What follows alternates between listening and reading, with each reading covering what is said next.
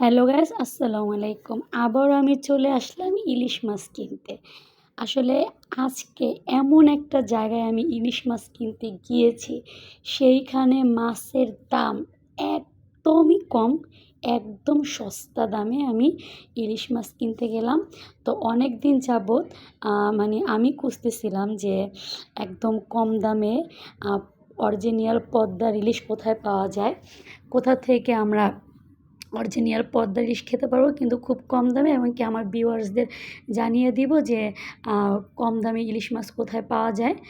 কারণ আমরা যেসব বাজারের থেকে ইলিশ মাছ কিনি, তো বেশিরভাগই তারা তাদের মতো নির্ধারিত দামে ইলিশ মাছ বিক্রি করে। হ্যাঁ, এটা অনেক সময় বেশি নেয়, অনেক সময় কম নেয়। যেমন আমি দেশ স্বাধীন হওয়ার 2 দিন পরে ইলিশ মাছ খেয়েছিলাম মাত্র 600 টাকা কেজি। তার কিছুদিন পরে ইলিশ মাছ বেড়ে গেছে, বলে গিয়া মানে এমন বাড়ছে হয়েছে যে 1800 টাকা কেজি। তো আমি ভাবতেছিলাম যে বুঝলাম না, ইলিশ মাছের দাম কিছুদিন পর বাড়ে কমে, এটা কেন? এটা নিয়ে একটু রিসার্চ করা দরকার। এজন্য আমি অনেক খোঁজখবর নিয়ে বেরিয়ে পড়লাম লাস্টে ইলিশ মাছের সন্ধানে, যেখানে খুব স্বল্প দামে ভালো ভালো ইলিশ পাওয়া যায়, একদম অরিজিনাল পদ্মার ইলিশ। তারপর আমি চলেই আসলাম সেই কাঙ্ক্ষিত জায়গাটিতে, যেখানে স্বল্প দামে ভালো ভালো ইলিশ পাওয়া যায়। তো আমি সন্ধান করতে করতে চলে আসলাম। তো আমি কয়েকটা ইলিশ মাছ দেখতেছিলাম। এরপরে মাছগুলো আমি দেখে কোনটা বড়, কোনটা ছোট, কোনটার কত দাম, এবং কি ধরে হাত দিয়ে ধরে আমি নাকে নিয়ে শুনতেছিলাম। পরে ভাইয়াকে জিজ্ঞেস করতেছিলাম, ভাইয়া এটা কি অরিজিনাল পদ্মা ইলিশ? উনি বলতেছিল, হ্যাঁ এটা অরিজিনাল পদ্মা ইলিশ আপু, আপনি খেয়ে দেখতে পান, এটা খুব টেস্ট হবে। তারপর আমি ভাইয়াকে জিজ্ঞেস করলাম, ভাইয়া আপনাদের এখানে খুব অল্প দামে কেন পাওয়া যায় এত ভালো ভালো ইলিশ? আপনারা কেন বাজারের দামে ইলিশ মাছ বিক্রি করে না? এটার কারণ কি? মানুষগুলো কি ভালো না? তো সে আমাকে বলল, না আপু, আসলে আমরা একদম সৎ ব্যবসায়ী, মাত্র 20 টাকা লাভে আমরা মাছ বিক্রি করে থাকি। তো এগুলো ভাইয়ারা বলল। আমি তারপরে মাছগুলো দেখতেছিলাম। তো আসলে আমি মাছগুলো ধরে দেখলাম, এমনকি নাকে নিয়ে গন্ধ শুকলাম। মাছগুলো আসলে খুব ঘ্রাণ ছিল। তারপর ভাইয়া আমাকে জিজ্ঞেস করতেছিল, এক ভাইয়া, যে আপনি এখানে কেন এসেছেন ইলিশ মাছ কিনতে?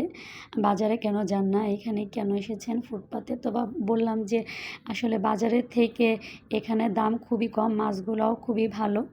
তো বলতেছে, কেন বাজারে কি এত দাম কেন? আপনি কবে কিনেছিলেন? তো আমি বললাম যে ভাইয়া, রিসেন্টলি যে নতুন করে দেশ স্বাধীন হলো তার 2 দিন পরে আমি ইলিশ মাছ খেয়েছি মাত্র 600 টাকা কেজি। তারপরে আবার কিছুদিন আগে, স্বাধীন হওয়ার কিছুদিন পরই ইলিশ মাছের দাম একদম আকাশ ছোঁয়া হয়ে গেছে, খেয়েছিলাম 1800 টাকা কেজি। এজন্য আমি একটু রিসার্চ করতে বের হলাম যে আসলে কিছুদিন পর পর ইলিশ মাছের দাম কেন বেড়ে যায়। তারপর আমি খোঁজ করতে করতে এখানে আসলাম। তো আমার এক পরিচিত কলিগ, তার সাথে দেখা হয়ে গেল। তো সে এসে আমাকে জিজ্ঞাসাবাদ করতেছিল। তো আমি বলতেছিলাম, ভাইয়া আপনিও কয়েক কেজি নিয়ে যান। তারপর আমি সব কাস্টমারদের সাথে কথা বললাম যে এখান থেকে আপনারা কীরকমভাবে মাছ নেন। ওনারা বললো যে হ্যাঁ, আমরা প্রায় সময় এখান থেকে এসে মাছ টাছ নিয়ে থাকি। আপু, এখানকার মাছ একদম ভালো, ওনারা একদম স্বল্প দামে ভালো ভালো মাছ বিক্রি করে, এবং কি মাছগুলোর টেস্টও খুব ভালো হয়। আর এরা খুবই সৎ ব্যবসায়ী, একদম অল্প লাভ রেখে তারা মাছগুলো ছেড়ে দেয়। তো আমি ভাইয়াদের সাথে কথাবার্তা বলতেছিলাম, মাছ দেখতেছিলাম। তো আমি একসাথে 4টা মাছ হাতে নিলাম। আসলে এই 4টা মাছই আমি আমার বাসার জন্য নিয়ে আসতেছিলাম। তো আসলে আমি মাছগুলো খুবই ঠান্ডা ছিল। আর আজকে যেহেতু খুব বৃষ্টি ছিল, আমি আমার হাত পা এমনিতেই পুরো শরীর ঠান্ডা ছিল, তো আমি ভালোভাবে ধরতে পারতেছিলাম না। ভাইয়া আবার আমাকে হেল্প করতেছিল যে আপু এভাবে ধরেন। তো ভাবলাম যেহেতু এখানে আসছি, তো এই 4টা মাছ আমি নিব। বেছে বেছে 4টা মাছ নিলাম। নেওয়ার পরে এই মাছগুলো ধরে আমি একটু ভিডিও করতেছিলাম যে আসলে 4টা মাছ নিব, যাতে আমার ভিউয়ার্সরা আমার ভিডিও দেখে এখানে এসে মাছগুলো নিতে পারে। আর এখানকার অ্যাড্রেসটা আমি বলে দিই, এটা ঢাকা মিরপুর কচু ক্ষেতের উল্টা সাইডে মাঠ আছে, ওই মাঠের পাশেই মামাদের দোকান। তো এখানে আসলে খুবই অল্প দামে ভালো ভালো ইলিশ পাবেন, একদম অরিজিনাল পদ্মার ইলিশ। আমি 4টা নিয়েছি, এই তো।